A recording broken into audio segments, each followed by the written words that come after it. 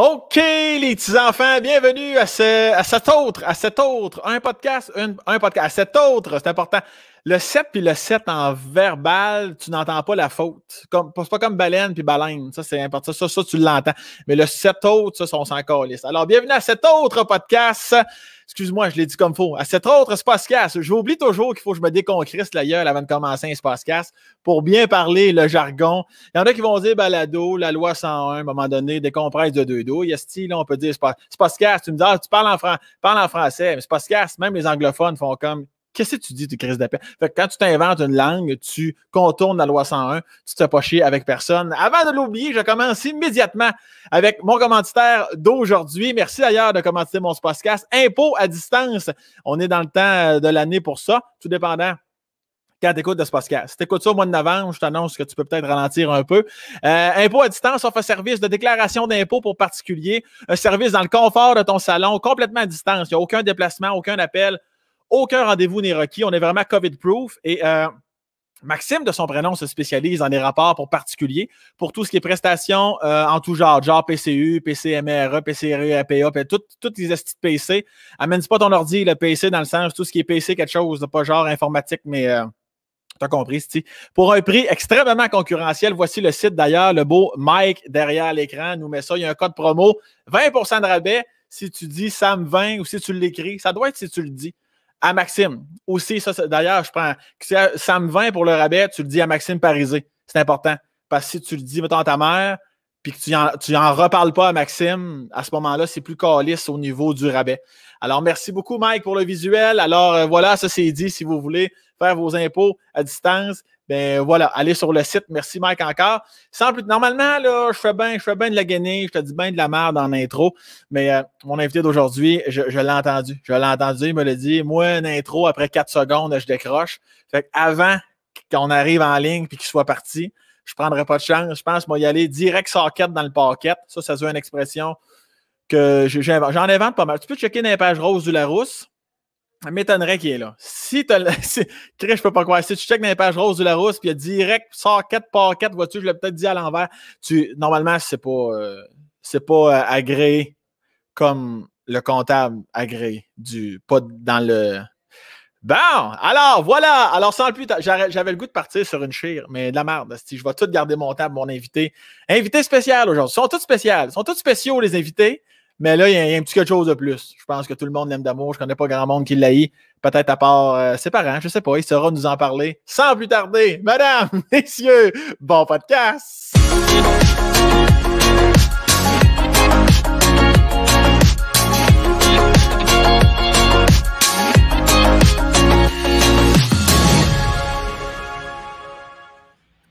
Monsieur Pérusse. Ah ben! Comment ça va, François?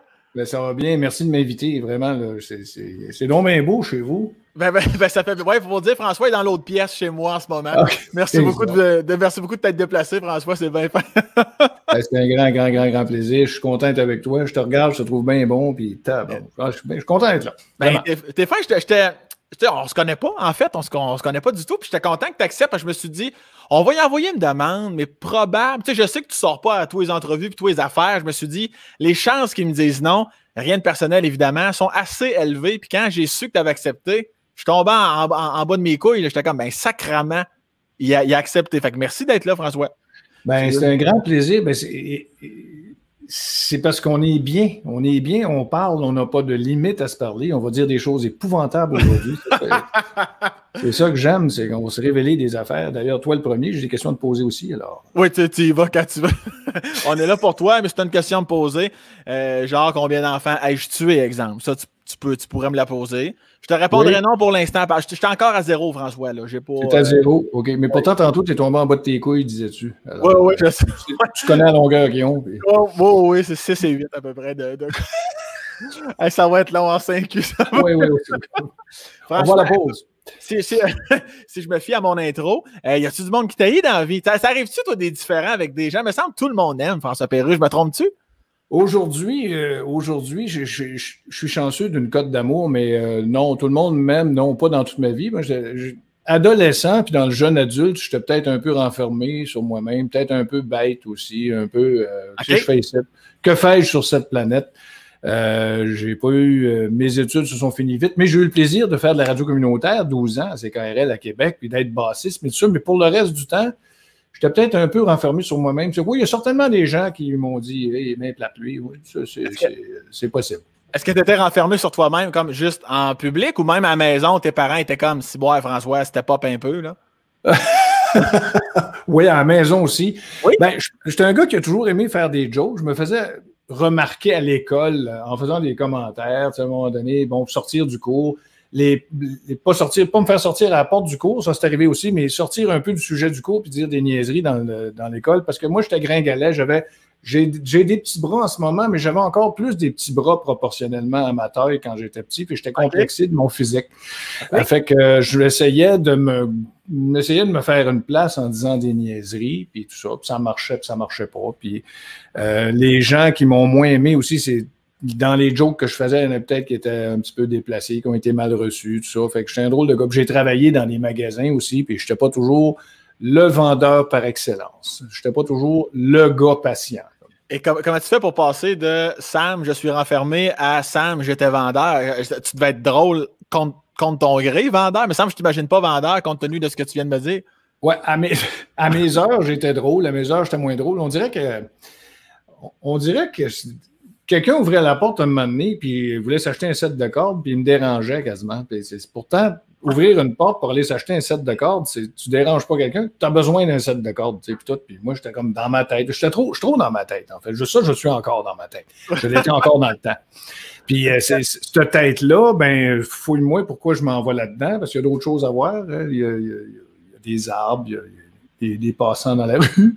Mais moi, je suis beaucoup dans ma tête. Alors, ça a fait de moi quelqu'un qui a pu être bête dans le passé. Je me suis corrigé maintenant, je ne suis plus cette personne renfermée-là. Là, je suis tout allô. Je suis plus ébloui. Je ne prends pas de drogue, rien, mais je veux dire, j'ai plus d'ouverture au public, mais je reste quand même un gars assez solitaire. J'ai ma famille de 4, puis on a un petit chien, tu l'as vu tantôt. C'est comme si, c'est pas, ça dépasse pas ça ben. J'ai pas une grosse société, disons. Ben, c'était une autre des raisons pour laquelle je me disais, mais il n'acceptera jamais. François Pérusse est reconnu quand même pour être bien dans ses affaires, faire ses petits trucs, qui fait en sorte que je suis encore plus heureux que tu acceptes.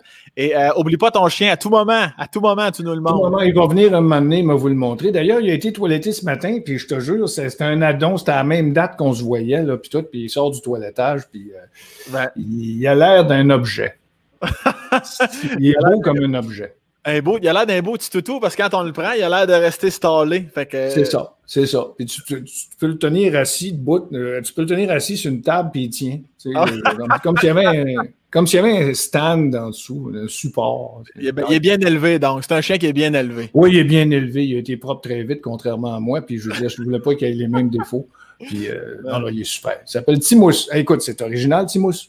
Timous, oui, j'adore tout. Timous qui bouge pas, c'est parfait. Il faut adorer tout en essayant de trouver ça. Alors, tantôt, tu parlais de cordes, là, sans trop donner d'informations. C'était une boutique de pendus, toi, là, les cordes? Tu travaillais dans une quincaillerie, c'était quoi? Oui, je vendais des chaises aussi, puis des bouts de plafond.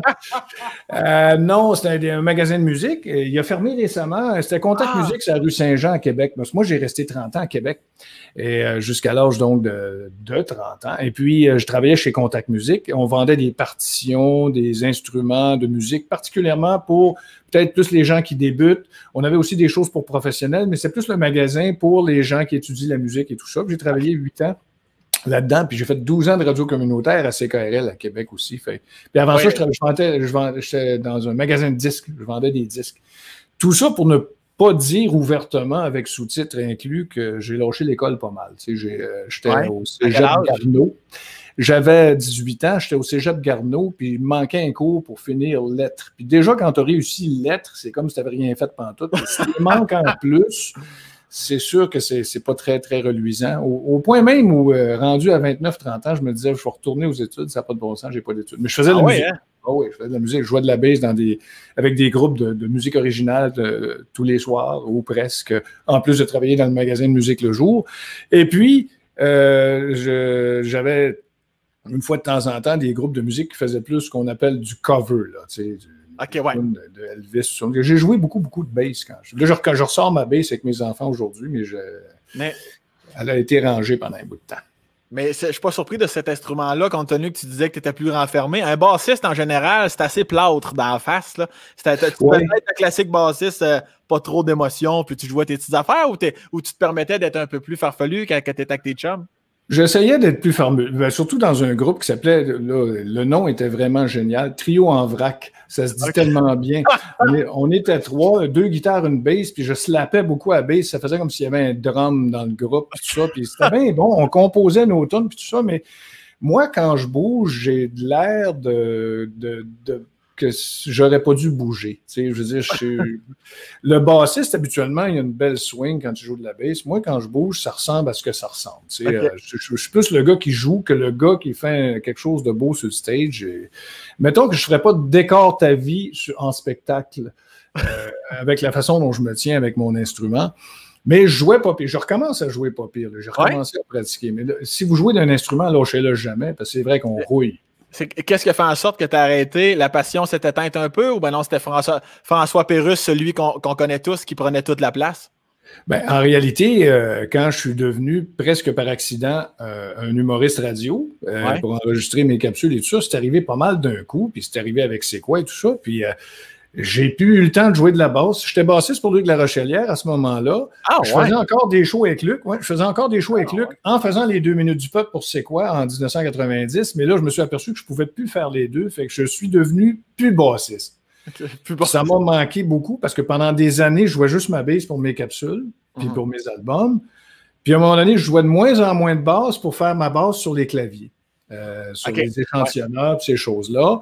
Alors, j'ai perdu la technique. Puis, à un moment donné, quand j'ai repris à basse, je me suis aperçu que pour rattraper ce temps-là, il faut recommencer. Il faut recommencer à jouer. Puis, ça m'a manqué énormément. Ça m'a manqué. Puis quand tu as dit comme par accident, ça a commencé par accident, comme Pérusse, tout ça, qu'est-ce que tu veux dire par accident? Ben, c'est plus les gens des gens autour de moi qui m'ont donné l'occasion de m'exprimer avec mes niaiseries que moi-même. Parce que moi, j'ai frappé à des portes à des radios de Québec, puis personne ne m'a pris parce que je botchais. Je faisais des démos, mais botchées, mal faites. J'ai présenté des démos à 93 à Québec, à Radio-Canada à Québec, tout ça botché. Alors, personne ne m'a pris parce que je botchais tout. Est-ce que tu botchais comme volontairement? Ben, tu comprends ce que je veux dire par volontairement? Ou ben non, tu disais c'était le meilleur que tu pouvais faire, mais pour eux autres, c'était botché. Tu comprends-tu? En réalité, je me disais, ça va être bon, ça va passer. C'était ça mon défaut, c'est que je travaillais pas fort pour mes affaires. Je me disais, ça va être correct. Puis là, ça va être correct. Je suis sûr que ça m'a quitté, cette espèce de théorie-là. Mais dans ce temps-là, c'était sûr. Même mon grand frère, 3 ans plus vieux que moi, qui m'a amené dans la musique quand j'avais 16 ans, il me le disait, il dit, tu botches, arrête de botcher tes affaires. Puis tout ce que je faisais, je le faisais à moitié, puis tout ça. Puis il a fallu que je me rende jusqu'à présenter des démos pour m'apercevoir que j'avais botché mes démos, puis c'est pour ça que personne ne me prenait. Alors par contre, j'avais chez nous un multipiste que j'avais emprunté de l'argent en banque pour m'acheter, un cassette 4 pistes. Puis j'ai commencé à faire de l'expérience de musique avec ça. Alors j'avais ma bass, à un moment donné, j'ai rentré un petit drum électronique, puis tout, je commençais à composer des tunes. Ma musique n'était pas pire, sauf que je chantais dessus. Puis les gens écoutaient, j'ai fait ça écouter à des gens, puis les gens disaient, ta musique est bonne, mais quand tu chantes, c'est vraiment de la merde. Puis ce que tu racontes, on n'en a rien à calice. Fait que j'ai dit, bon, ben je suis pas un auteur-compositeur. Je suis peut-être un compositeur, mais pas un auteur. Ça fait que là, un soir, pas de brosse, mais de consommation particulière, j'ai décidé de me fâcher et de scraper toutes mes trappes vocales de mes belles chansons que je croyais belles, que je faisais écouter à mes amis. J'ai mis des conneries à la place. J'ai chanté n'importe quelle connerie à la place, n'importe quelle connerie. Je me trouvais drôle, mettons. Puis je mettais ça sur les tunes à la place de mes paroles d'origine, puis j'ai fait réécouter ça aux gens, puis on dit, là, tu l'as. Ça, c'est toi. Puis, par contre, je faisais pas plus de démarches. Là, je m'étais déjà pété à gueule avec mes démos. Fait que j'en présentais plus de démos. Mais à un moment donné, il y a Pierre Verville. On le connaît bien, Pierre. Il a entendu ma cassette d'une coupe de tunes que j'ai faite. Puis, j'ai une coupe d'essais de choses que je faisais avec mon 4 pistes tout seul en autocomplaisance.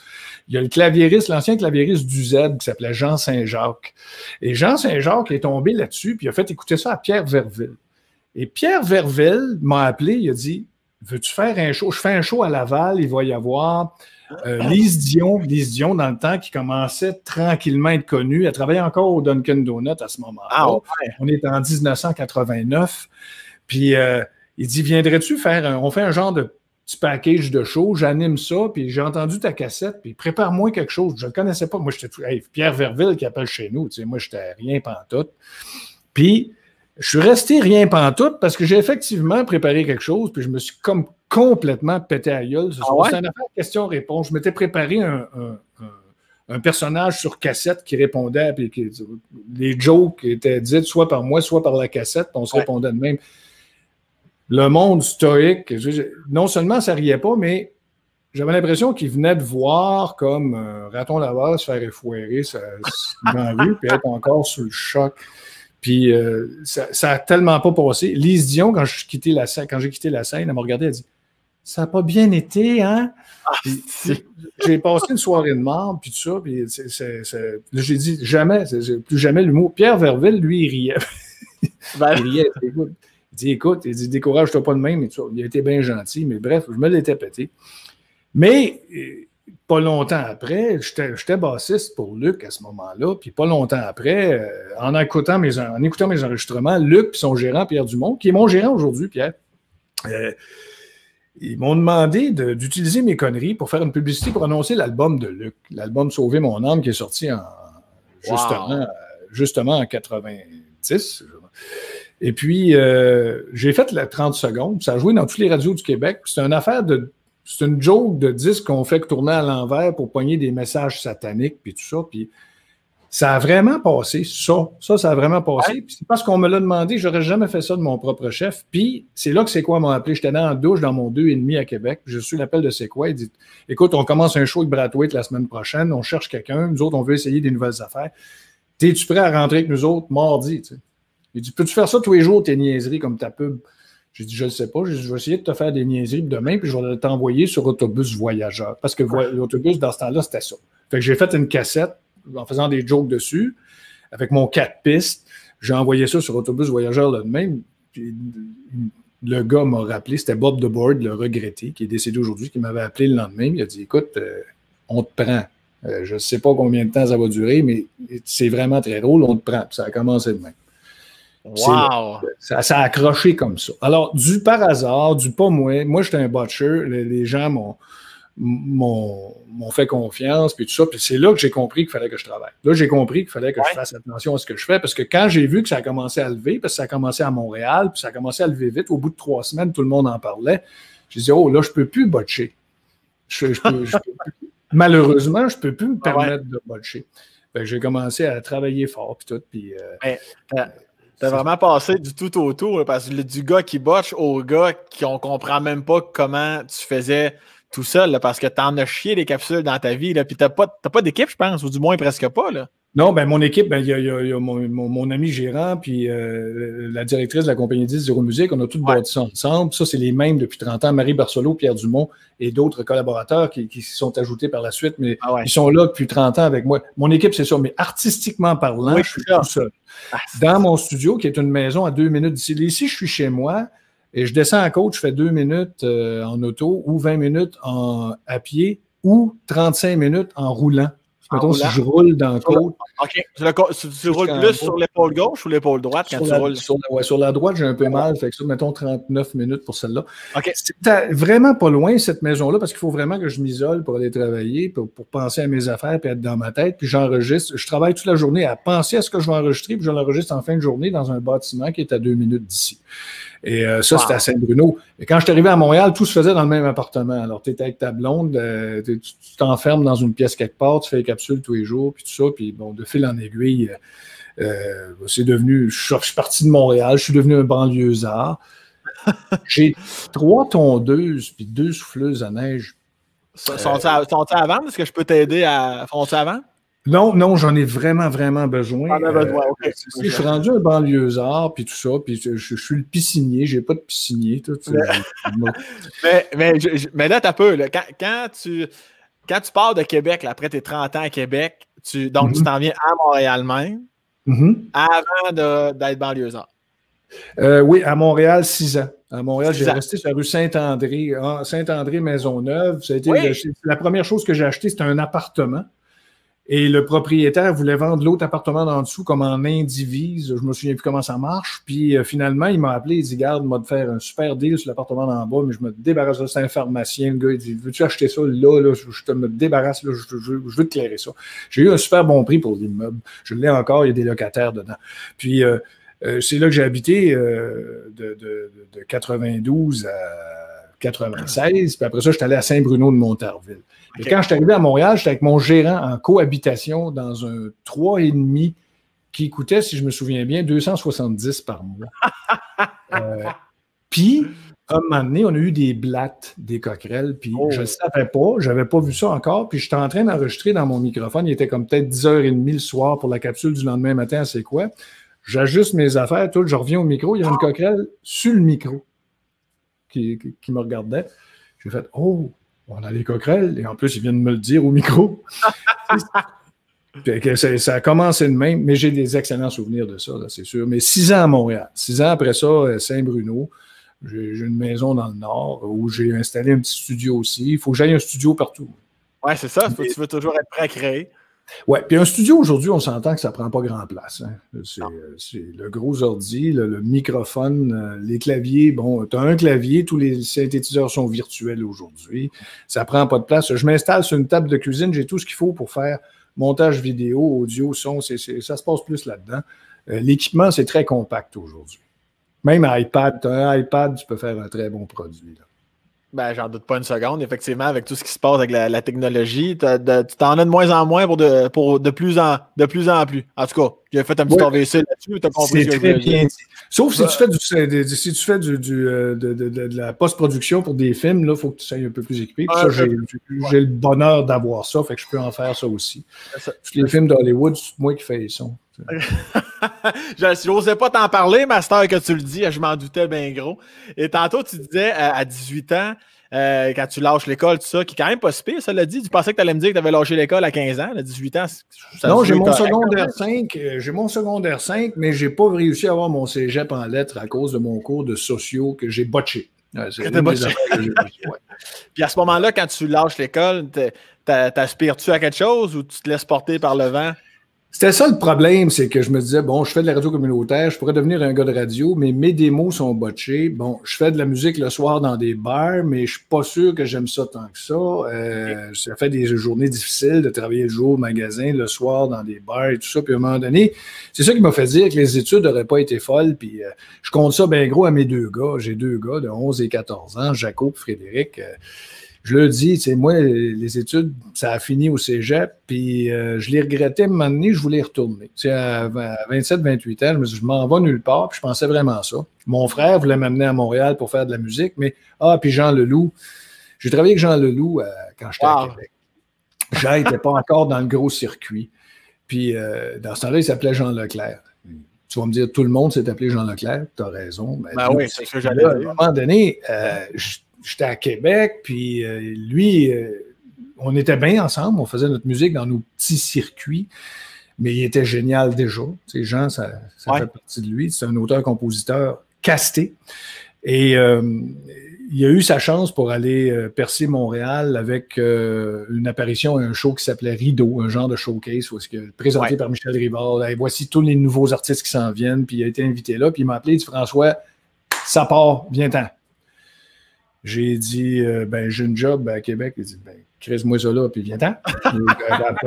Prends ta base, puis on s'en va jouer là. J'ai dit, non, Jean, j'étais insécure. Fait que non seulement j'étais botcheur, mais j'étais pissou. Alors, j'ai décidé de ne pas quitter ma job à Québec parce que je souffrais d'insécurité. Je me disais, mais qu'est-ce qui va arriver si Jean, lui, c'est un auteur-compositeur. C'est lui le gars, mais moi, je suis rien que le bassiste en arrière, qui est un peu l'équivalent, peut-être, éventuellement, du déneigeur. Chez quelqu'un. Mais j'ai pas été audacieux, puis tout ça. Puis c'était pas la seule fois que j'ai pas été audacieux. Bon, Jean m'a donné un char.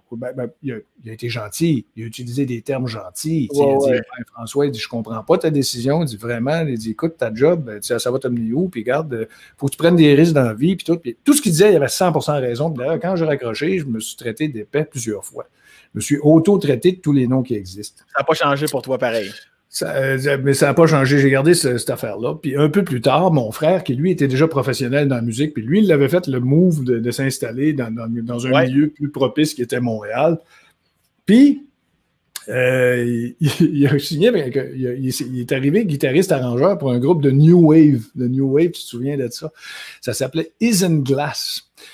Puis il vient me voir, puis il dit, écoute, tu joues de la basse fretless, puis je sais que t'es bon, on a joué ensemble. J'ai dit ton nom au boss du groupe, qui s'appelle Jérémy Arobas, un Français.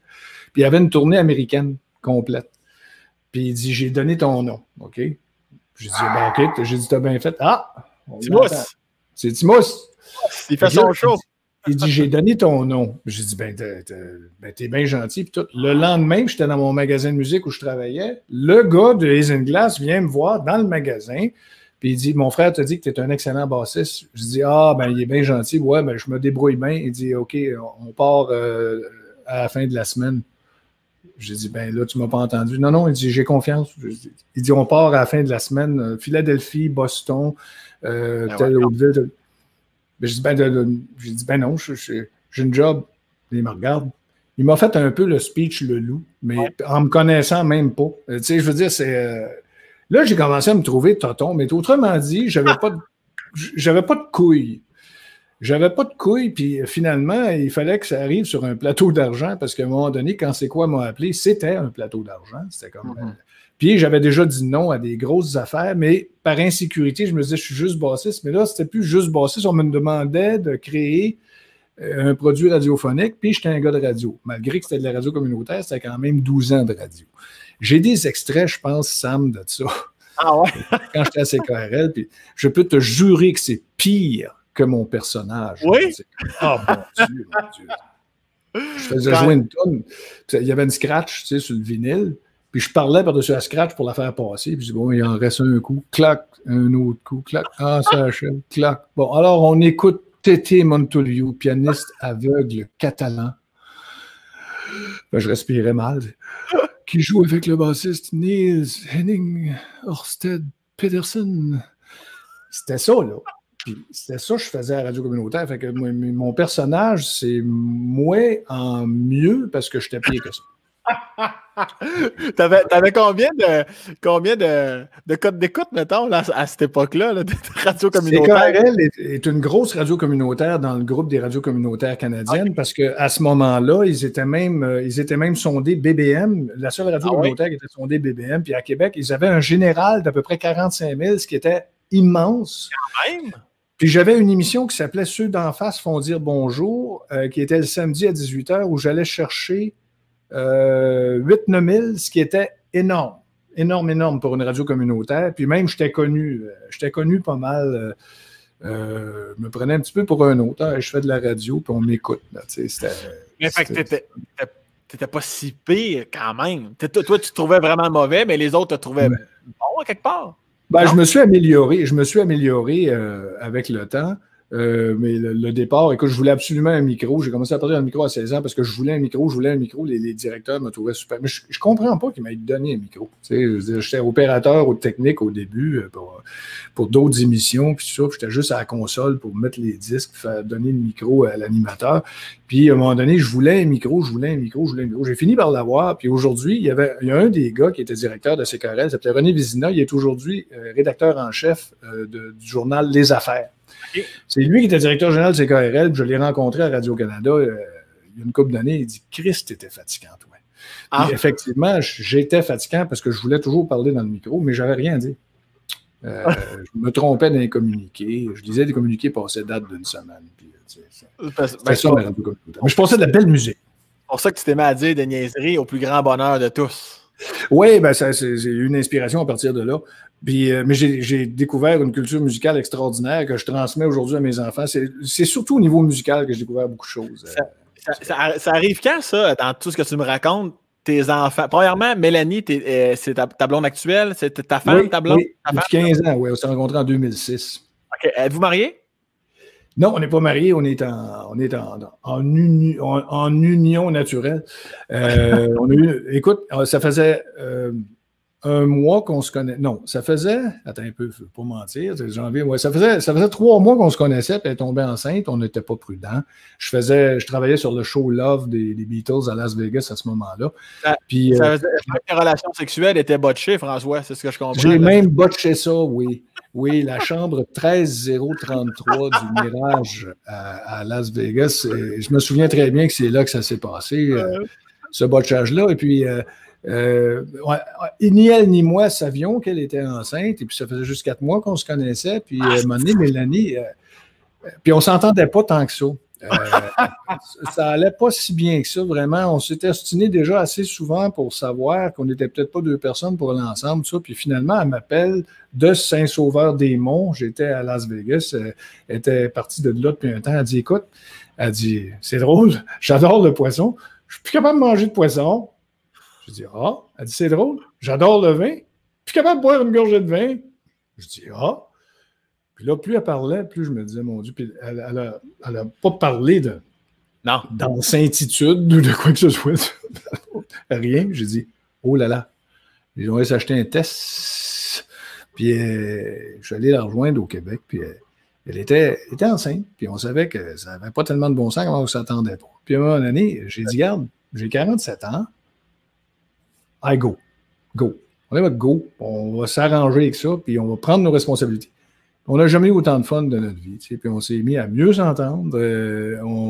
La grossesse s'est faite, tu vas me trouver que ça ressemble à un film de Disney, mais la grossesse s'est faite dans le bonheur, absolument. Puis on a eu le premier enfant en santé, puis pendant qu'elle était enceinte du premier, on voulait le deuxième. Donc, tout ça, mais là, attends un peu, François. Là c'est entendu que vous êtes comme... Vous allez être des parents amis, ou ben non, vous êtes encore en couple officiellement à ce moment-là, genre... J'ai toujours rêvé, moi, Sam, d'avoir une relation à vie. C'est vrai, hein, c'est vraiment vrai. Puis à un moment donné, quand je m'apercevais que j'avais une blonde et que ça ne se passerait pas, je le voyais bien que ça ne se passerait pas. Puis ça a toujours été une déception parce que on dirait que dans ma tête de petit gars, ça a toujours été ça. C'est une relation, c'est pour la vie. Puis tu es avec la femme jeune, puis à un moment donné, tu es avec la femme vieille, puis toi, tu es jeune, puis tu es vieux, puis on se tient la main en marchant sur le trottoir à 92 ans. Je crois ça, moi.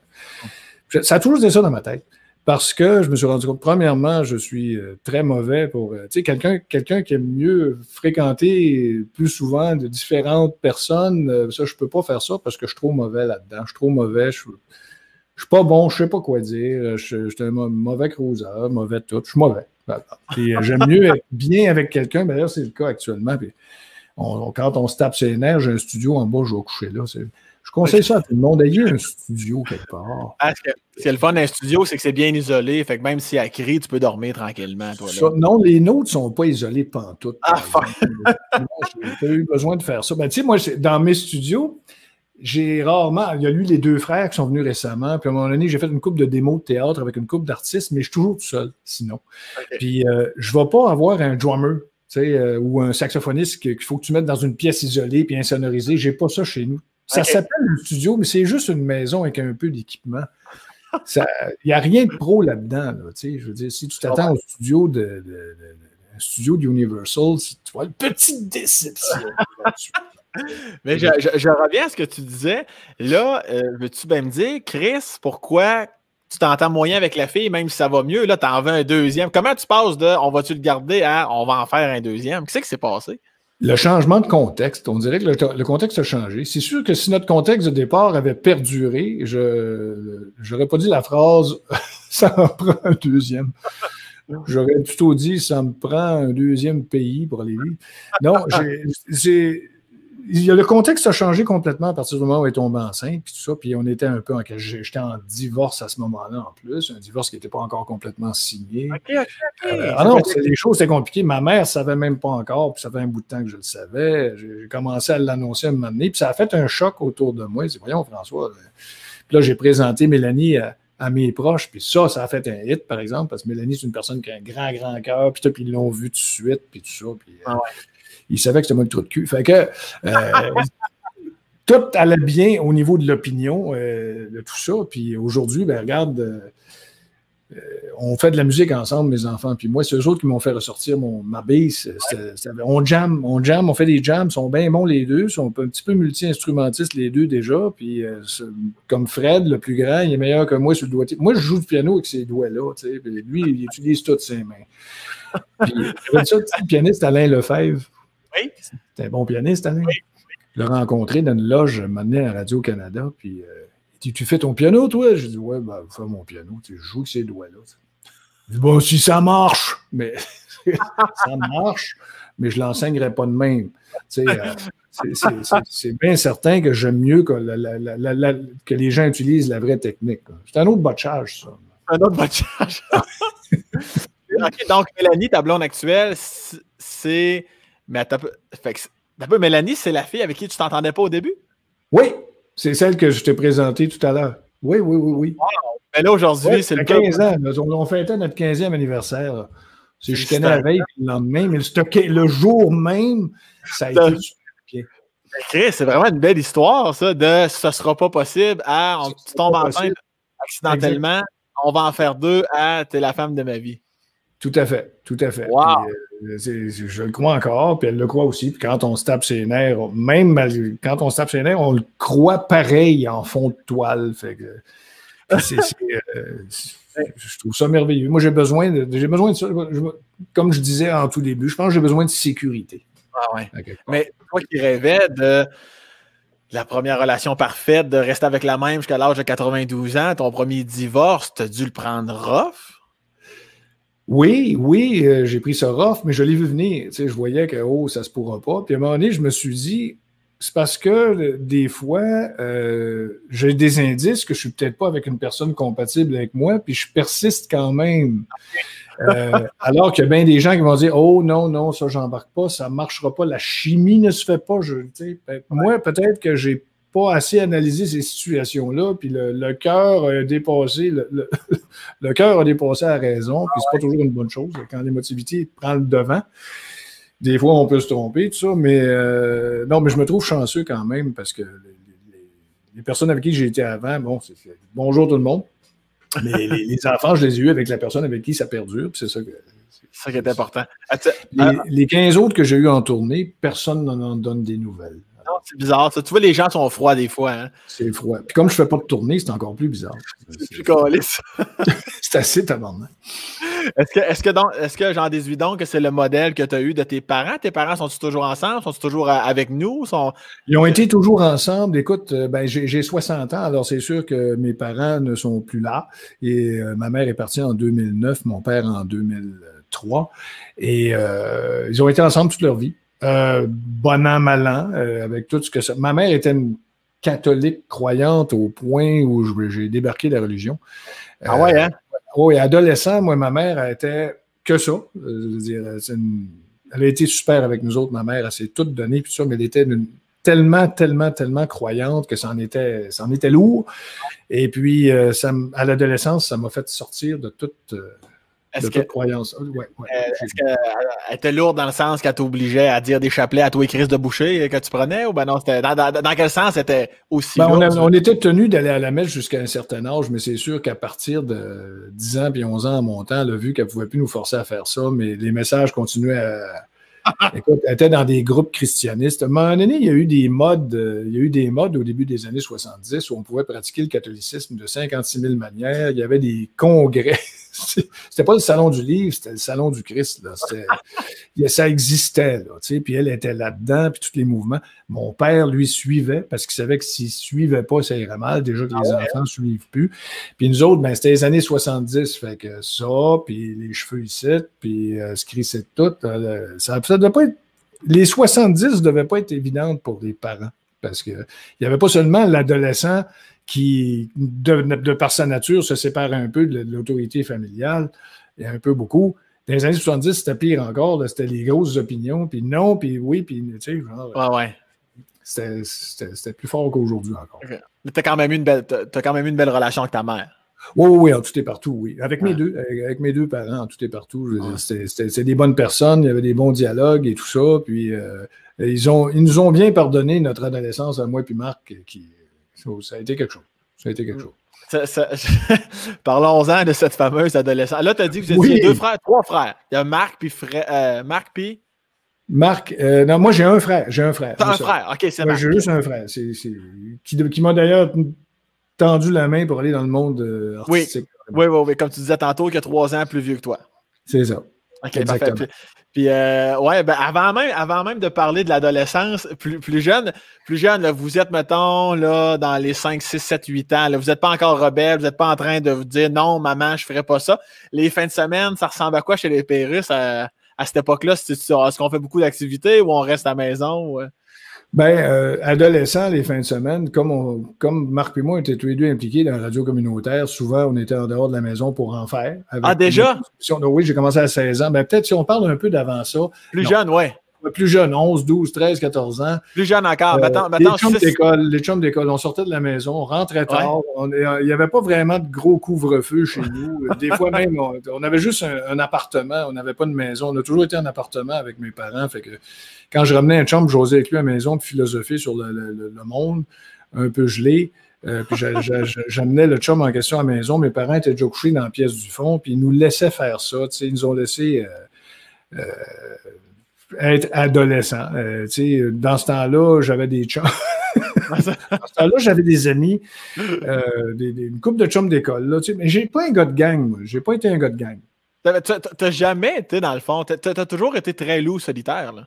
Oui, tout à fait. Puis j'en ai payé le prix. C'est pas parce que ça faisait mon affaire d'être tout seul tout le temps, mais j'étais tellement dans ma tête, puis tout ça. Puis il y a des fois que je préférais pas aller à un party, puis je préférais rester chez nous.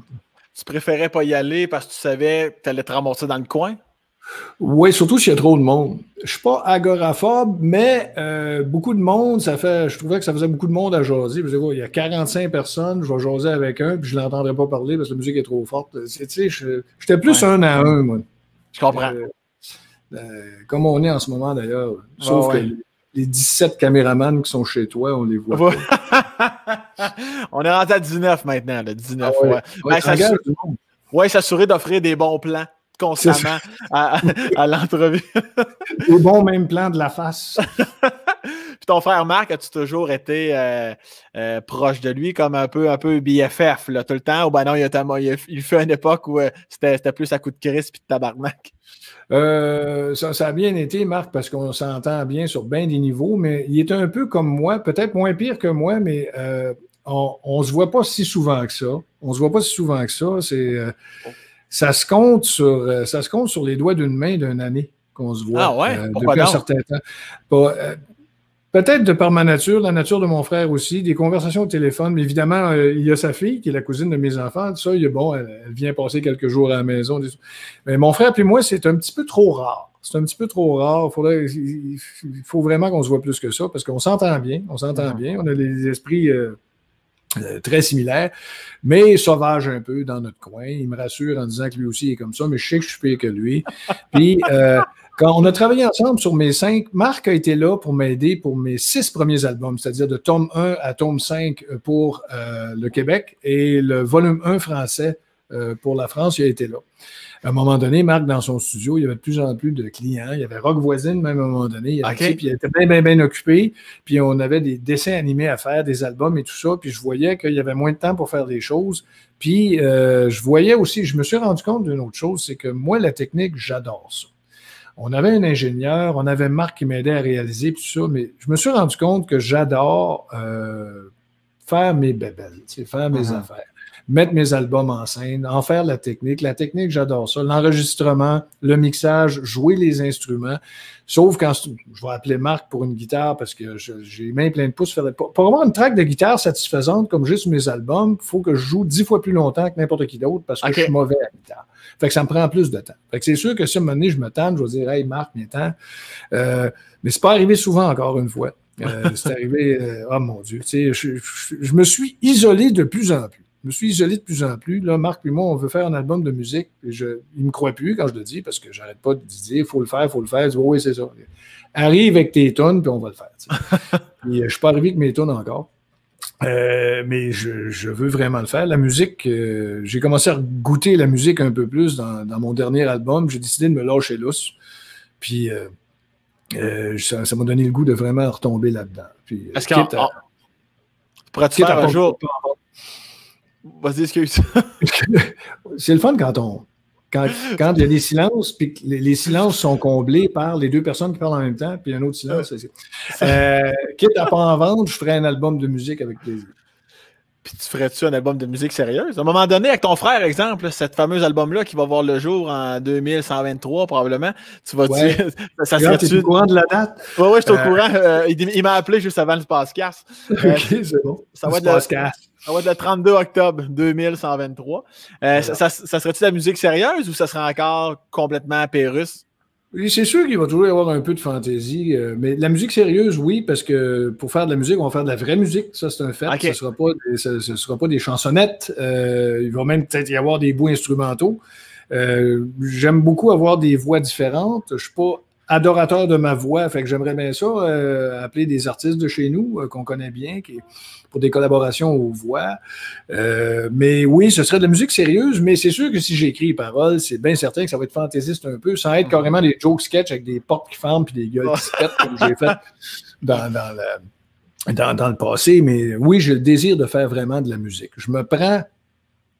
J'ai un ego musicien. Je me prends pour un musicien. J'ai pas honte de le dire. Puis quand on flatte mon ego en tant que musicien, là le petit chien est content. Je me prends pour un musicien. Je pense que j'en suis un. Puis j'ai envie de le prouver. C'est mon orgueil. Mon orgueil est là. Plus qu'en humour. Mon orgueil en humour, non. En humour, c'est du fun que j'ai. Okay. En musique, j'ai un orgueil. Ça, c'est sûr. Et qu'est-ce qui fait en sorte que, d'abord, c'est long? Que le fait que, tu sais, pour que ton frère Marc te dise oui, arrête de le dire, puis apporte-moi tes tunes. Qu'est-ce qui fait que c'est long, ce processus-là? Que Je pense toujours que j'ai pas le temps. Je pense toujours que j'ai pas le temps. Tu sais, la radio est quotidienne. En ce moment, c'est avec Énergie, j'ai un fun noir. Ils m'ont demandé de faire une formule, puis c'est vraiment une proposition de leur part qui m'a vraiment fait plaisir, c'est de faire plutôt que faire des 2 minutes du peuple qui durent justement entre 1 minute et demie, 2 minutes, m'ont proposé de faire des segments plus courts avec lesquels ils peuvent jouer dans la programmation plus facilement, qui concernent un peu plus l'actualité. J'ai un fun noir à faire ça. Puis évidemment, je gagne ma vie, tout ça. Puis il y a les albums à travers ça. Je me dis tout le temps, j'ai pas le temps. Mais là, je vois bien que j'ai tort. Je vois bien que j'ai tort parce que ce projet-là est important. Il ne faut pas que j'attende d'être dans une urne funéraire pour le faire parce qu'on n'a pas beaucoup d'espace pour jouer de son instrument. Là. Non, c'est plus tannant. C'est ceux qui l'ont fait. C'est long. Puis dans une urne... Puis je sais qu'il faut que je me grouille pour le faire. Puis là, je te dis ça, t'es mon psy en ce moment, je te dis ça, puis faut pas que j'oublie de t'avoir dit ça, parce que là, tantôt, après l'entrevue, je vais recommencer à être niaiseux, puis continuer à faire mes quotidiennetés. Faut que je fasse mes tunes, Sam, parce que j'attendrai pas que tu fasses mon oraison. Tu as été booké pour mes funérailles, je pense, c'est à toi qui as demandé. Hier matin, ça a été booké, ouais. OK. Fait que tu diras que j'avais pas tenu parole. C'était un trou de cul. C'est beau, c'est noté, ça c'est bon. OK. Ça se dit bien. Ça se dit encore mieux T-R-O-T-T. Un trot de cul. Oui, mais c'est comme ça que j'aime le dire, moi. Oh, oui. J'avoue l'utiliser pas mal souvent au microphone. J'aime ça dire ça. Je trouve qu'on exagère. Je veux dire, c'est la plus belle façon de désigner une personne pour qui on n'a pas de respect. C'est cette appellation-là. Je la trouve géniale. Je trouve que c'est... Moi, c'est même pas...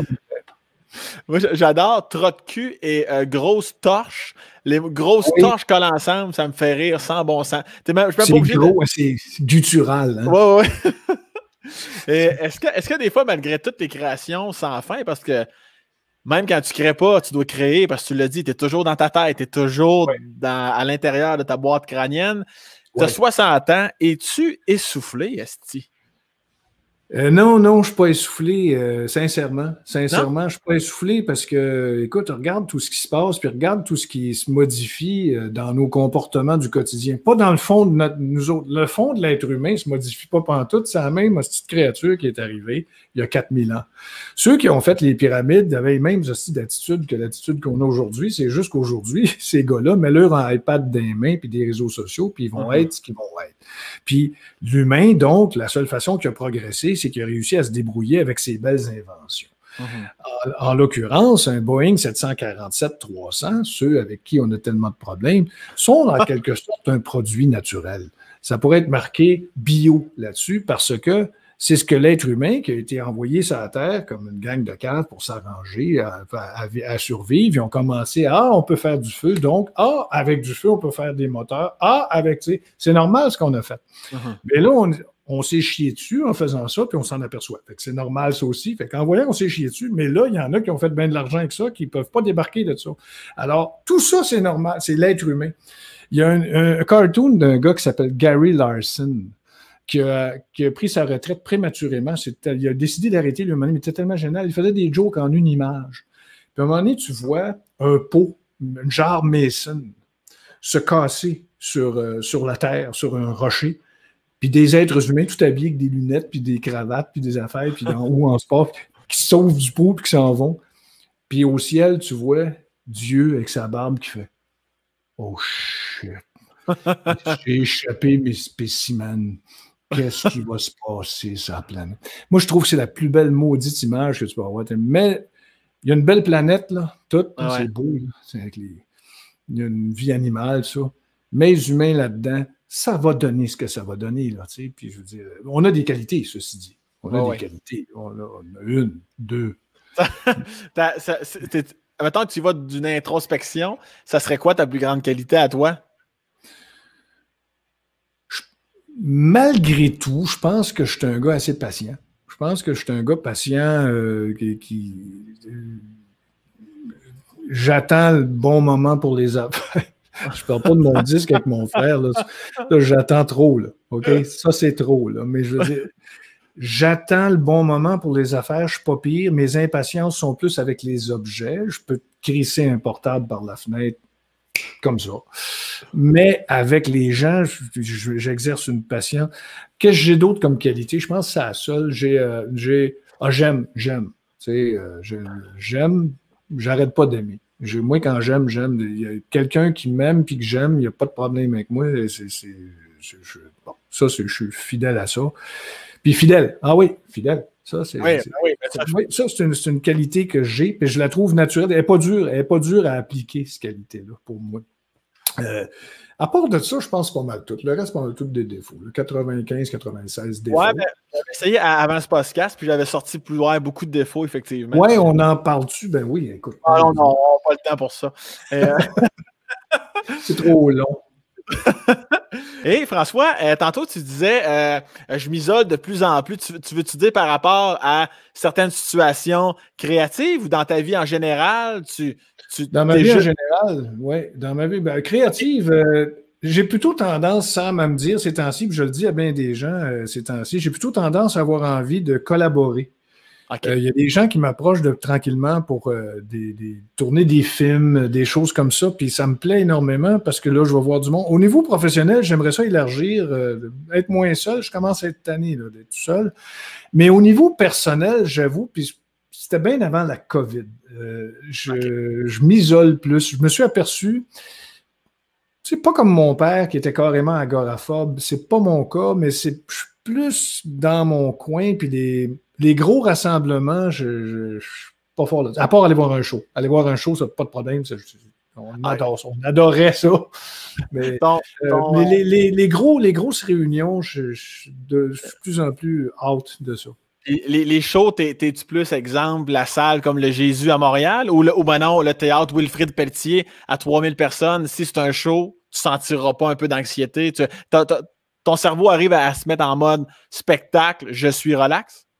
Oui, si aussi le show Wilfrid Pelletier est un show que je tiens à voir, je vais y aller avec plaisir au Wilfrid. Okay. Les arénas complets, comme les Centre Bell et tout ça, c'est un peu beaucoup pour moi, même si j'ai bien aimé ça à une certaine époque. Le Jésus et les petits théâtres, ça, c'est...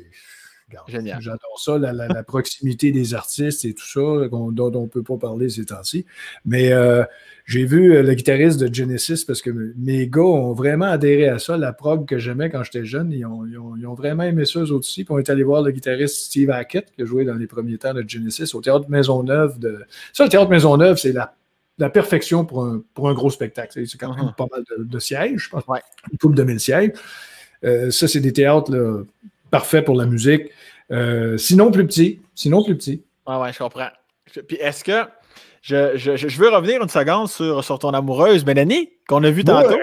Oui. Et je m'adresse ici au François Pérusse. Amoureux, t'es quel type de chum? On dirait que j'arrive pas à te visualiser de comment qui est François en amour. T'es-tu romantique? T'es-tu plus du genre la claque dans le dos que le petit bec ça joue? T'es comment en amour? Je donne des becs plus, mais tu sais, je suis bien dans ma tête, ça peut taper ses nerfs pas mal, mais puis je suis pas un bon pour faire des surprises. Tu sais. Si j'organise une surprise, je m'en spoilé le premier jour. Ça, je suis pas bon là-dedans.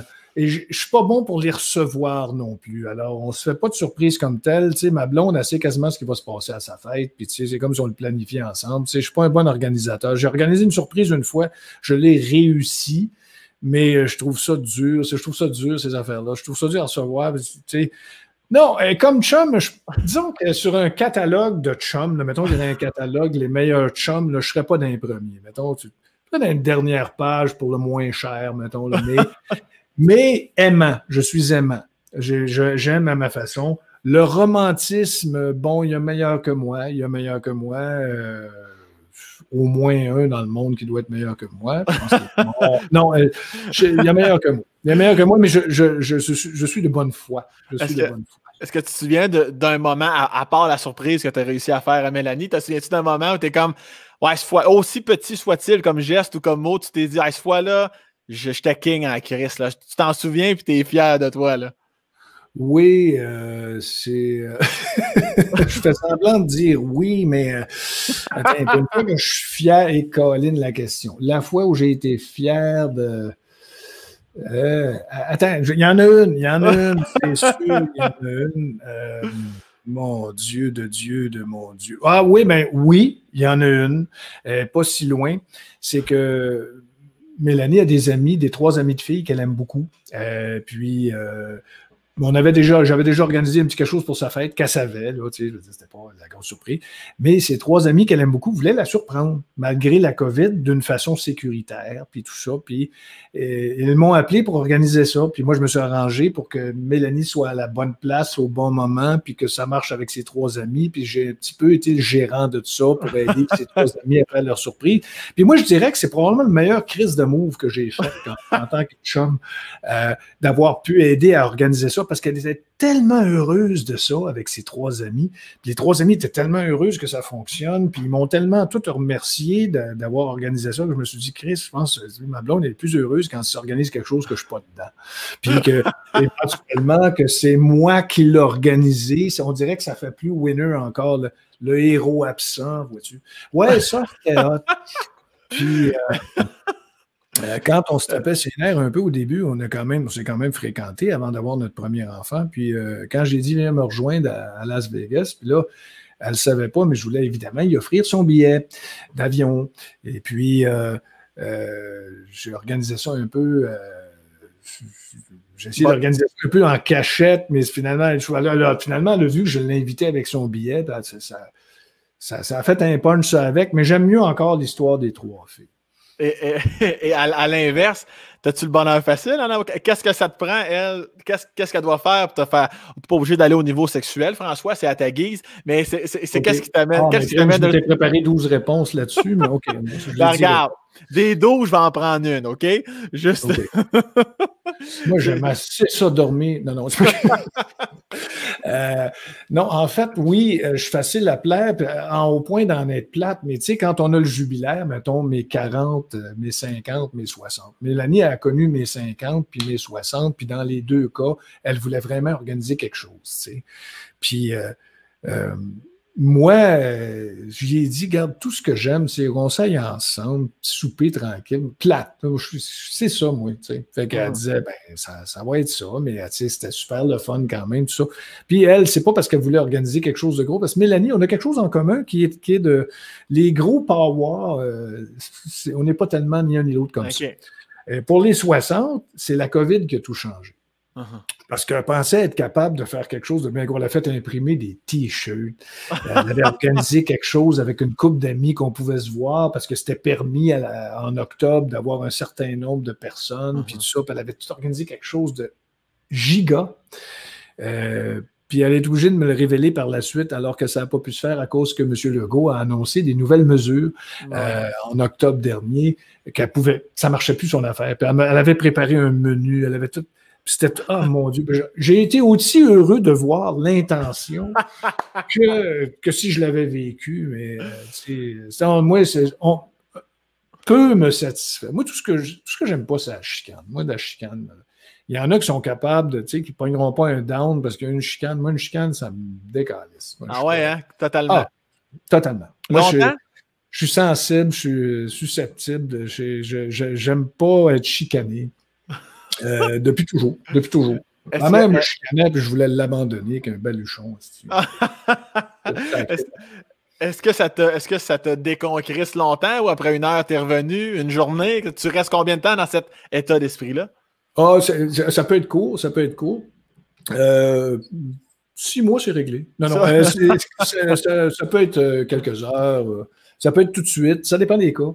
Des fois, je passais 2 semaines au studio. Mais on se parlait. Oh ouais, tu enregistrais des messages dans le jour que s'il faisait jouer le soir, que tu avais fait. Ok, parfait. Ça marchait bien. Puis ça. Toujours une façon de regagner sa place. Puis tout ça. C'est tellement ridicule. Le studio est tellement pas loin. On se voit anyway. Et si je me fie à ta personnalité, puis tu as effleuré le sujet un peu tantôt, tu es donc probablement dans les pires personnes à qui faire une surprise parce que tu dois avoir autant d'émotions qu'une plaque d'acier, là. J'ai plein d'émotions. J'ai peur. En fait, j'ai peur. J'ai peur de ça, les surprises. On m'en a fait une grosse à mon 40e dans une ancienne vie. Je n'étais pas avec Mélanie dans ce temps-là. Puis on m'avait organisé toute une affaire. J'avais les yeux bandés pour me rendre sur la place. J'ai reçu un bel instrument de musique, une belle basse en cadeau. Puis il y avait bien du monde, bien des artistes présents. Et puis, ma foi, j'ai trouvé ça beaucoup à recevoir. Tu sais, je veux dire, j'étais heureux, ému, j'en ai braillé, puis il y a eu un jam. Toutes les affaires que j'aime étaient là. Tout ce qui était possible que j'aime dans la vie était présent, donc c'était une réussite totale. Mais ça me rend nerveux, ces affaires-là, parce que je savais qu'il y avait une surprise qui s'en venait. Et la surprise qui s'en vient peut me faire éventuellement faire 3 crises cardiaques dans mon char. Et c'est ça, tu sais, je suis une drôle de bébite, finalement. Plus je te parle, plus je vois que c'est pas évident, mon affaire. Et cette fameuse paternité qui arrive, là, ça te donne des ailes, ça te rend anxieux. L'évolution du père Pérusse, là, de tes enfants dans la première année, de 0 à 5 ans, quand ils sont devenus, quand ils sont là actuellement, au niveau de l'adolescence, graduellement, est-ce que tu t'es transformé beaucoup ou t'es le même père que du moment qu'ils sont sortis de l'entrejambe à Mélanie? Ben, je suis sorti de ma petite bulle un peu parce que là, il y avait des gens qui s'en venaient, qui avaient besoin de moi, puis tout ça. Puis ça m'a fait juste du bon. Ça m'a apporté juste du bien, ça. Puis je pensais pas ça. Écoute, Sam, ni Mélanie ni moi ne voulions d'enfants, mais il n'en était pas question. Et mes 2 gars le savent. Ils ont bien ri quand on leur a raconté ça. Ils disent, qu'est-ce qui n'était pas question que j'aille des enfants dans la vie? Voyons, ça fait du bruit, ça pue, ça a tous les défauts. Il faut envoyer ça à l'école. Puis en plus, si on veut des bonnes écoles, il faut payer. Non. Puis, il faut que ça apprenne à marcher. Ah, ça a des amis. Ah! Mais là, quand Mélanie est tombée enceinte du premier, il n'était même pas sorti encore, puis j'ai tout changé mes opinions là-dessus. Je ne voulais pas d'enfants, tout à coup, j'en voulais. Puis quand ils sont arrivés, tu sais, j'étais là, parce que moi, mon travail, Sam, il est chez nous. Fait que c'est pas bye, on se revoit à 17h puis 18h. Tu vas me voir dans la journée parce que le studio est juste à côté, puis ceci, puis je suis là, puis je change les couches, puis c'est ça, puis sans jeu de mots plate, je veux dire, quand tu as un enfant, faut que tu mettes tes mains dedans. C'est comme ça que j'ai dit ça à Mélanie quand on a commencé. Quand l'enfant arrive, il faut que tu contactes avec immédiatement, puis ça ne lâchera jamais. Si tu n'as pas le contact immédiat, ça va être difficile de faire le contact. Comme les couches, j'en ai changé 40 000. Puis ça, c'est le fun. Puis là, tu as ton contact tout de suite avec ton kid. C'était été super partagé. Puis fort heureusement, une des grandes qualités à Mélanie, c'est qu'elle n'a pas fait « Ah, fais attention, touche-y pas. » Pas en tout. Elle, c'est prends-les, tatoués, arrange-toi. Genre, on est 2. Elle m'a amené, j'ai dit, va-t'en. Elle a dit, je prendrais une petite fin de semaine de break. Puis elle ne veut pas prendre de break, Mélanie. Elle est tout le temps en train de faire ses affaires. Puis finalement, elle a dit, oh, j'irai pas. J'aurais aimé ça aller là, mais j'irai pas. Vas-y, laisse-moi tout seul avec pour une fois, je vais me débrouiller. Pour moi, c'était une mission, j'avais tout préparé mes couches d'avance, mes habits, crème de zinc, le lait en famille, si tout était prêt. Là, j'avais l'air d'un gars de laboratoire. Puis, c'est tellement le fun quand tu as la chance. Je sais qu'il y en a qui n'ont pas la chance, mais tellement le fun quand tu as la chance de rentrer là-dedans au maximum, tout de suite, apprendre toutes les habitudes de ça. Puis tu as une communication avec ton enfant qui est super. Puis nous autres, les quatre, tu sais, j'en ai un qui est assez ado, il a 14 ans, puis on voit qu'il est ado, puis tout ça. Mais on est encore quand même hyper connectés. On n'a pas de sous-sol dans la maison. Ils sont pas où sont nos enfants, sont dans le sous-sol, on ne les entend pas. Les chambres sont à l'étage supérieur à côté de la nôtre. Fait qu'on est comme pas mal toujours dans la face. Une année, je disais à Mélanie, ils vont s'écœurer de ça. Ils vont dire, pas donne-nous ton studio, viens rester ici. Oui, c'est ça. Peut-être que ce sera ça qui se passera, mais je veux dire, non, on est très, très, très, très connectés. Ça a été ça dès le départ. Je sais que j'ai de l'air de la mélodie du bonheur, mais c'est pas mal ça avec les enfants. C'est ça que ça m'a fait. Puis Luc La Rochelière m'avait dit une phrase à un moment donné, lui, il a eu toutes sortes d'aventures, pas d'aventures sexuelles, mais je veux dire, bon, après qu'il a eu sa première fille, il y a eu une séparation qui s'en est suivie, tout ça, puis il m'avait appelé quand j'ai eu mon premier. Luc, bien gentil, il dit, écoute, s'il y a une affaire que tu ne regrettes jamais, c'est ça. Puis c'est absolument un appel de Luc. Je sais la grande qualité de Luc de dire des choses comme ça, mais je savais qu'il le pensait. Puis une autre affaire que j'ai trouvé vraiment cool, Mélanie, avant que je sois avec, avant qu'elle soit enceinte, puis tout ça, elle fréquentait un autre gars, bien gentil, qui m'avait appelé quand elle est tombée enceinte. Il dit, salut François, on s'est rencontrés, je suis l'ancien chum à Mélanie, puis tout ça, puis il dit, écoute, je sais qu'elle est enceinte, elle me l'a dit, puis tout, puis t'es un petit peu nerveuse, puis tout. Puis il dit, écoute, si jamais t'es nerveux, je peux juste te dire quelque chose. Il dit, Mélanie, c'est une super bonne fille, puis t'es bien tombé. J'ai trouvé que c'était cool de recevoir un appel comme ça. De son ancien chum. Puis là, l'humanité, dans ces moments-là, l'humanité a pris un plus dans mon opinion. Ça s'est peut-être un peu détérioré depuis 6 mois, mais dans ce temps-là, ça m'avait vraiment... donner l'espoir en la bonne foi humaine, disons. Puis parce que tantôt, tu disais, bon, dans ta jeunesse, la confiance n'était pas nécessairement au rendez-vous, mais là, étais-tu comme... Je t'écoute parler, tu avais l'air confiant dans ton rôle de père. Là. On dirait que... Ah ouais, ça là-dessus, tu n'as jamais douté. J'ai jamais douté là-dessus parce que ma mère me l'avait dit aussi. Dans ma phase où je ne veux pas d'enfant, ma mère est au courant de ça. Elle dit, oui, mais les tiens, c'est une autre affaire. Les tiens, c'est pas des enfants. Les tiens, c'est pas ça. C'est un autre trip. Puis elle n'avait pas de mots pour me le dire, mais elle dit, c'est normal. Je pense que les gens sont tous d'accord avec ça. Mais j'ai jamais eu de doute. C'est quoi qu'il arrive, que je sois le plus dans la marde que je puisse être dans la vie, je vais être là aussi. Puis on va sortir le truc de la boîte, puis c'est tout. Là, je veux dire, c'est la fois où ma vie où j'ai pas eu peur, Sam. Je t'ai parlé de ma peur d'aller avec le loup, ma peur d'aller avec le groupe New Wave. Puis ma peur de ci, ma peur de ça. Avec mes enfants, j'ai jamais eu peur. Jamais. C'est beau, ça. Ben, je suis bien fier de le dire. C'est la première crise de fois que je le dis. Puis c'est un estime mentir pour ça. Non, c'est vrai. C'est vrai de vrai. Puis même pas l'avenir, parce que là, tes petits bonhommes grandissent. Ils vont éventuellement, pas demain matin, mais un jour quitter la maison. Le futur de tes enfants qui quittent voler de leurs propres ailes, est-ce que ça t'insécurise? T'as hâte? T'es confiant? Comment tu te sens par rapport à ça, de les voir grandir si vite? Ah, j'ai pas hâte que la distance se fasse, puis elle va se faire naturellement, bien sûr. Puis surtout pas Mélanie. Mélanie, elle garderait collée sur elle toute la vie jusqu'à la mort. Et moi aussi. Les gars, à un moment donné, vont avoir envie d'avoir leur place. Puis tu vas être le premier à comprendre ça. J'ai assez hâte de partir de chez nous. Ah ouais. Mais je vais comprendre ça. Mais non, moi, on est pas mal soudés. On est pas mal soudés. On va le taper ses nerfs en esti dans pas longtemps parce que ils vont voir qu'on ne veut pas qu'il s'en aille, puis tout ça. Puis en plus, il faut que quelqu'un paye le loyer. Les taxes. Sais-tu ce que c'est, les taxes, mon petit Chris? Ben, c'est ça ici. Puis est-ce que... me fais perdre mon idée. Calice! Ben ouais, c'est sûr. Moi, je fais rien avec ça. C'est tout de ta faute, ce Pérus, esti. Je sais. Ben, il n'y a pas grand-chose qui n'est pas de ma faute. Je l'ai encore entendu un matin, celle-là. C'est pas moi qui voulais te booker sur le podcast. Si déjà que tu sois là, ça me met en tabarnak. Ben oui, quand tu as vu le nom de la liste, tu as dit tabarnak, j'aurais aimé mieux si Lyle Lovett.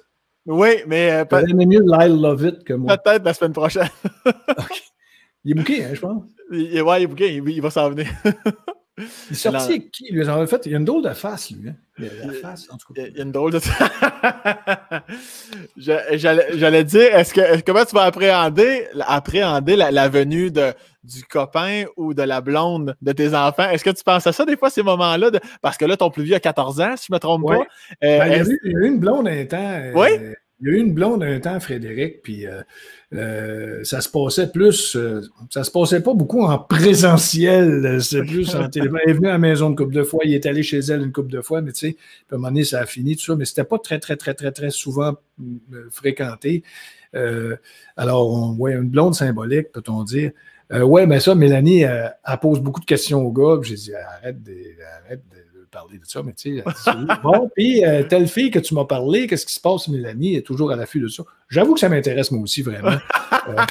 Fred, il se fait regarder à l'école pas mal, puis il y a des belles et gentilles filles à l'école, des filles bien brillantes, tout ça. Il y en a rencontré des jeunes couples. Je ne te dis pas qu'il est tombeur de ces dames volontaires, c'est qu'il a rencontré quelques filles, puis il est sorti avec une pendant une couple de semaines, puis tout ça. Puis je regarde ça, puis je dis, mon Dieu, parce que moi, Sam, ma première blonde, ça a pris du temps en Simonac, à 17 ans, que je peux dire que j'ai peut-être eu ma première blonde, j'avais 17.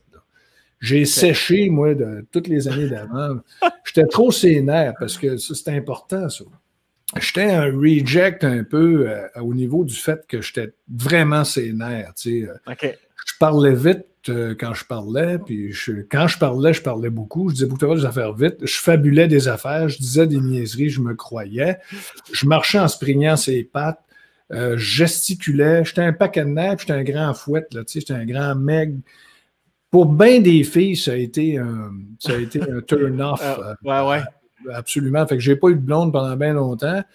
Probablement à cause de ça. Parce que je me le faisais dire, Christ, t'es sénère, calme-toi. J'étais vraiment. Je le suis encore un peu, mais je veux dire, dans ce temps-là, c'était Speedy Gonzalez. J'étais speedé. J'imagine, c'est ce qui t'a inspiré aussi. À chaque fois que tu racontes des choses, je fais des liens avec les tombes. Et j'imagine le personnage qui est au téléphone puis qui attend que la fille réponde. Tu sais, Caroline. Est-ce que c'est ça? Vois-tu, tu fais un bon exemple avec Caroline parce que malhabile. Oui, c'est ça.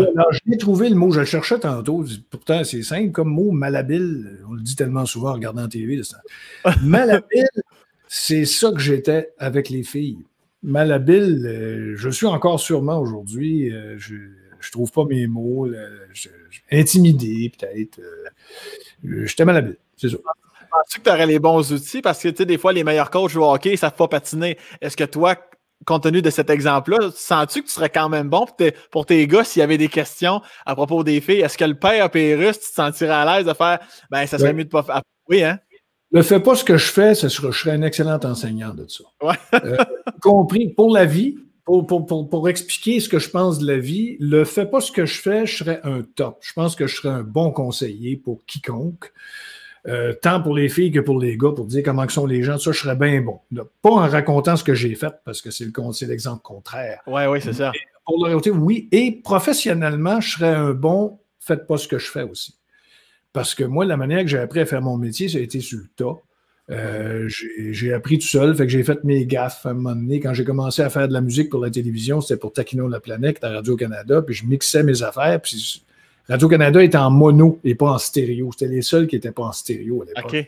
J'écoutais mon mix à la TV le soir, puis je dis, tabarnak, ça sonne le cul, ça n'a pas de crise de bon sens. Puis j'apprenais de même, en sonnant le cul. Tu sais, j'ai dit, bon, je peux pas leur mixer ça de même, c'est pas comme à TVA qui sont stéréo. Fait que là, OK, j'ai appris sur le tas, donc, en faisant des erreurs.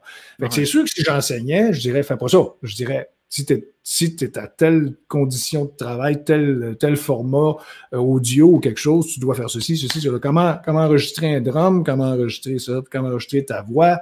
Je vais être un bon prof, mais fais pas ce que j'ai fait, parce que moi, je l'ai appris en gaffant. Alors, c'est une bonne expérience de gaffer, ceci dit. Ben, ça te permet de le retransmettre à ta progéniture. Et voilà, je leur donne les conseils de comment ne pas faire ce que j'ai fait. Puis est-ce que des fois, en 2 cafés, chez toi, tu prends un break, tu t'accotes sur ton dossier, tu regardes par ta porte patio, ça t'arrive-tu des fois de prendre conscience du monument vivant que tu es, de tout ce que tu as amené humoristiquement parlant, ou juste le fait que je te dise ça, ça fait que tu te sens mal par rapport au fait que je te complimente en te disant ça? Je me sens pas mal, Sam, mais effectivement, c'est juste au moment où tu le dis que je m'en rends compte, parce que chez nous, je m'en rends pas compte. Parce que j'ai pas d'interaction avec d'autres gens que ma famille. Puis ma famille, c'est pas « Hey, t'es un humoriste, papa! » Tu sais, c'est pas ça pantoute. Puis d'ailleurs, ils m'ont découvert, je vais finir de répondre comme il faut. Non, ça m'arrive pas souvent seul.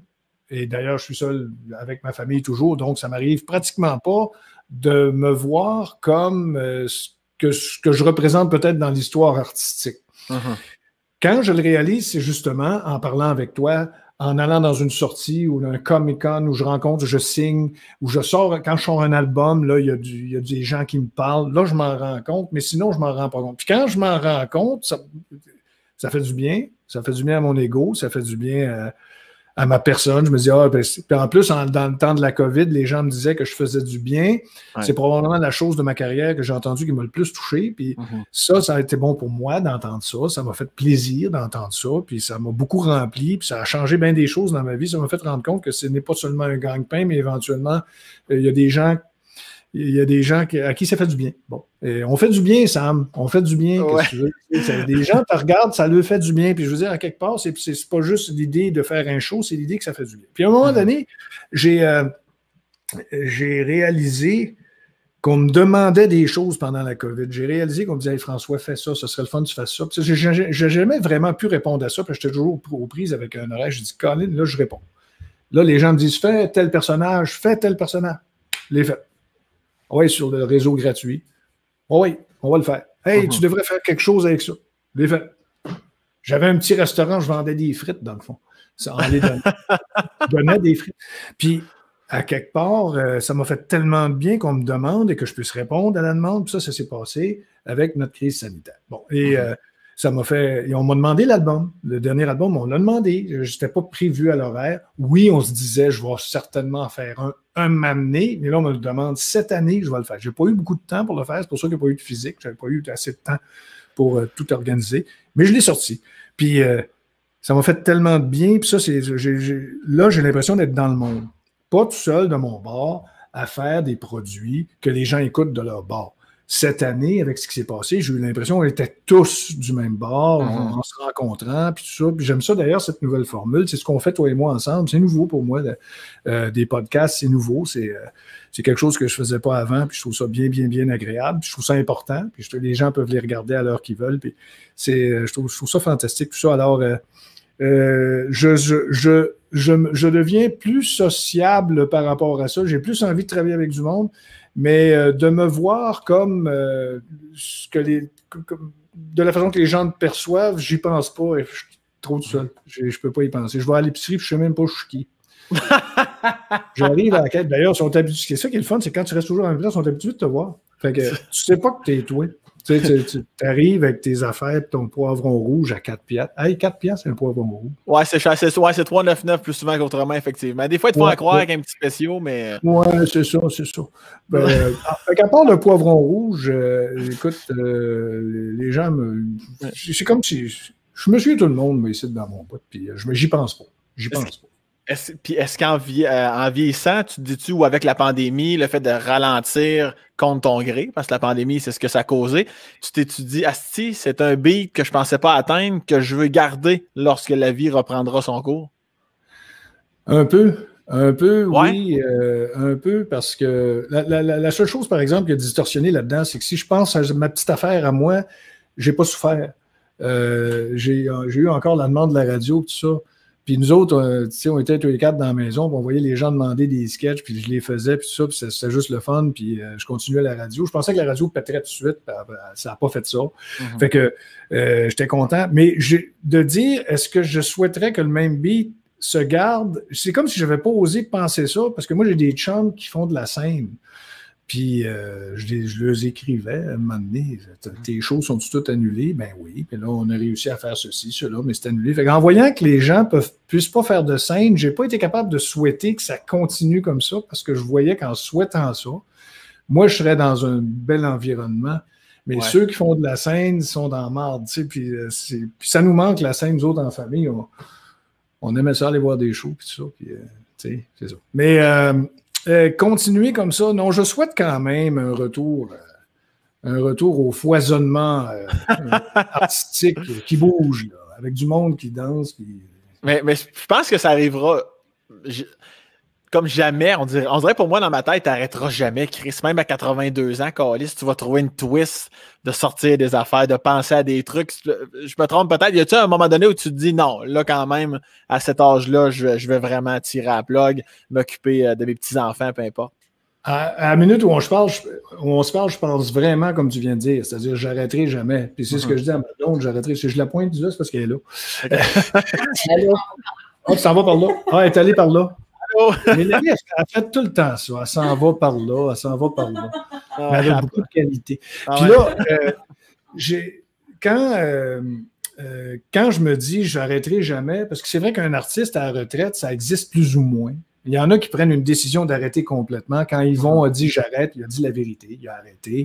Yvon Deschamps, puis je le croyais. Quand il a dit j'arrête, bon, parce que lui, la scène, puis tout, puis c'est tout ça. Moi, dans mon studio, il n'y a pas de raison que j'arrête. Sauf c'est qu'est-ce qui va m'arrêter, puis je l'ai réalisé récemment. C'est peut-être pas le cerveau. Je touche tout le bois que je peux, que le cerveau fonctionne bien jusqu'à la fin de tout ça, mais j'ai absolument l'impression que c'est la voix qui va me lâcher. Parce que, c'est comme là, je joue des femmes. Tu sais, je joue des femmes. Ouais. Ah ben, as-tu vu ça? Je joue des femmes, mais à 82 ans, jouer une femme, tu n'as plus la même voix. Là, ma voix va s'assourdir un peu tranquillement, va devenir plus rauque éventuellement, tout ça. Fait que le microphone va peut-être prendre le bord tranquillement parce que je ne pourrais pas tout faire. Hein? Je souhaite que je puisse, mais je veux dire, peut-être pas. Là. C'est peut-être la voix qui va me lâcher avant l'esprit. Mais c'est pour ça que tes fils vont être là. Ça serait malade. Voilà, tu viens de le dire, Jacob, Frédéric. Puis, ça serait l'enfer. Ils commencent déjà les trois, Mélanie, Jacob, Frédéric, à faire des trucs. On fait des clips. On en a fait un pour dans le temps des fêtes. On a eu un fond noir. Puis oui, des voix. Je vais être obligé de prendre ma famille puis des collaborateurs parce que c'est ça qui risque éventuellement d'être plus difficile, c'est d'être crédible à jouer tous mes personnages avec une voix plus vieillie. Surtout quand ça va être le temps de faire des enfants puis des trucs. Puis, mais le cerveau, il ne veut pas arrêter. Ça, c'est sûr que le cerveau, il ne veut pas arrêter. J'essaie, vois-tu, on a nommé Yvon tantôt, puis j'essaie de. Jean-Pierre Ferland disait qu'il se retirait. C'est pas retiré pendant tout, continue à faire des affaires. Dominique Michel non plus. Dominique Michel, qu'on admire tellement. Denise Filiatro est encore. Ben là, évidemment, il y a un break de théâtre, mais 90 passé, il est encore là. Ça m'impressionne énormément, puis je n'ai pas envie de m'arrêter. Je pense pas que c'est une affaire d'artiste, la retraite. Est-ce que tu as hâte de jouer le rôle de grand-père? J'aimerais bien ça voir ça. J'ai 60. On calcule-tu? Frédéric a 14. J'ai 60. Mélanie a 45. Elle va avoir plus la chance d'être grand-mère. Mais moi, je pense que ça se peut parce que tu sais que 60, 14, 24, dans 10 ans, j'ai 70. Ah oui. Frédéric est 75 ans. Ouais, ça se pourrait. Ça se pourrait. Moi, j'aimerais ça être grand-père. C'est sûr, j'aimerais si que je serais fatigant. C'était ma prochaine question. Quel genre de grand-père François Pérusse serait? Venez-vous-en, là, venez-vous-en. Fais attention. Ouais, ma blonde vient de me faire remarquer que je dis toujours fais attention, parce que je dis toujours pas que quelqu'un se casse la gueule. Un peu avec raison, parce que Frédéric, il dansait un moment donné, puis il s'est sorti un genou. Il s'est sorti un genou en dansant. Puis moi, je lui disais fais attention, comme un hostie fatigant. À tous les jours, à toute heure, il courait, puis je disais, fais attention, je suis bien fatigant, OK? Mélanie est moins fatigante que moi là-dessus. Je suis très, très, fais attention. Des piscines, les affaires, n'importe quoi. Fais attention. Fais attention en respirant, fais attention à ne pas rêver. Puis, fait que c'est sûr que si les petits-enfants arrivent, fais attention, on va rester là. Mais à part de ça, ça devrait être correct. Fatigant sur le fais attention. Ouais. Je doute pas que, comme l'être humain que tu es, tu serais un grand-père extraordinaire, François. Ça, j'en doute pas. le Spacecast tire à sa fin, mon beau François. C'est déjà fini? Moi, pas là. Ben non, c'est pas tout à fait fini. J'ai pas vu ton chien. Là, tu m'avais dit que tu allais montrer Timous. On n'a pas vu Timous. On n'a pas vu Timous encore, Caroline, c'est vrai. Ouais. Mélanie va aller chercher Timous parce qu'on est en train de le faire cuire à 360 pour se faire un chien chaud. Mon eau est jaune un petit peu, c'est parce qu'il y a eu des problèmes d'aqueduc. Petit problème d'aqueduc à Saint-Bruno. C'est pas un chardonnay. C'est comme ça que ça marche dans la maison? Tu dis Mélanie va chercher les affaires, parce que c'est comme ça que ça marche. Ben là, je l'ai envoyé chercher les affaires. Non, je donne jamais d'ordre, moi. Je fais jamais, va me chercher ça, s'il vous plaît. C'est Timous. Allô, petite photo de famille. Gars, c'est C'est Timous. On l'a appelé Timous, mais je trouvais qu'il ressemblait à une mousse. Mais c'est très original. Écoute, j'aurais pu l'appeler aussi mini bande de neige ou congère. Là, tu peux prendre. J'aurais pu comment t'es beau avec ton chien. J'aurais pu l'appeler congère. Là, il me regarde. Il se demande qu'est-ce qui se passe. Comme habituellement, je le prends de même pour c'est un vrai, hein? Oui, ben je le vois qui est beau. À moins que tu rentres la main dans le nus pour le faire bouger. Hein? Non, regarde. Il est en spécial parce que les dents croches. C'est ça. Oui, il y a les dents croches. Parce qu'il est dans croche un peu. Mais moi aussi, j'ai les dents croches. Pour ces raisons-là, ma mère aussi m'a eu un rabais. François, on pouvait pas mieux finir qu'une petite photo de famille. Il aurait juste manqué tes gars qu'on salue. Je pensais que tu as juste manqué tes gosses, mais je pense que même sur un podcast, on peut pas faire ça. Hein. On se reprendra, Sam. Ils te regardent, ils t'aiment bien gros. Qu'est-ce qu'ils veulent faire dans la vie? Ils savent-tu? Merci, tu leur diras merci. Tu leur diras merci de m'aimer. Avec plaisir. Ils t'aiment pour vrai. Écoute, Jaco, le plus jeune, 11 ans, il dessine, puis il fait du cartoon, puis il fait bien du dessin, puis il est bien bon. Puis, il pense beaucoup à ça. Il se voit là-dedans. Là, ces temps-ci, il a une petite passion automobile. Il regarde des vieux chars des années 70, 80. Comme à son âge, je faisais ça.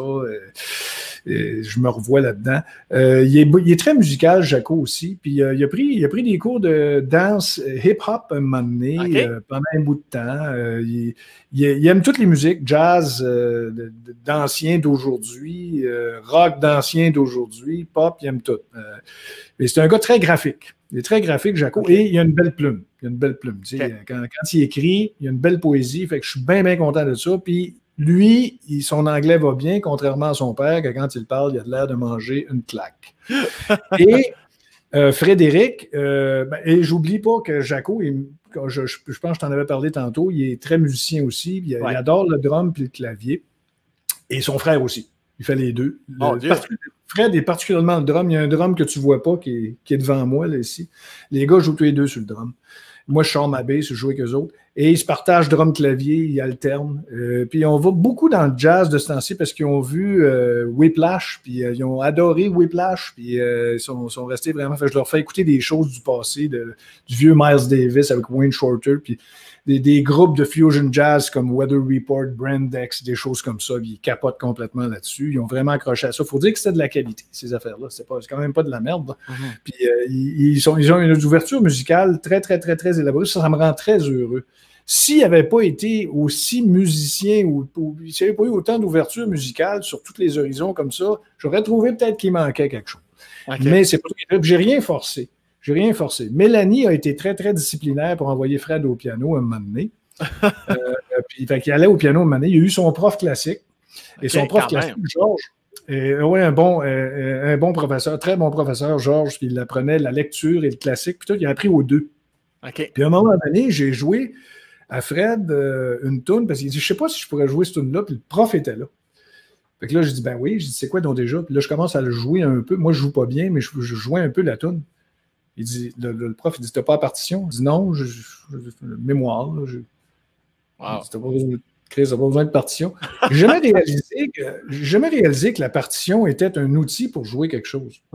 Et si tu peux le jouer de ton cerveau, ben bravo, là, tu sais, je veux dire, quelque part. Moi, j'ai pas de technique. Fred, lui, il a la technique parfaite. Il fait bien chier. Quand ton fils a plus de talent que toi, là, ça fait chier. Mais ça, c'est peut-être parce qu'il n'y a pas assez de talent pour apprendre ta technique à 3 doigts chaque main, peut-être. Oui, c'est ça, le tyrannosaure. Non, je quand même. Enlève l'auriculaire. J'ai quand même tous ces doigts. Ah, OK. Puis je me fouille dans le nez avec chacun d'entre eux. Oui, OK. Ça, l'oreille? Que peu de gens ont. L'oreille aussi, un peu, oui. OK. Puis, mais vraiment, la musique est là.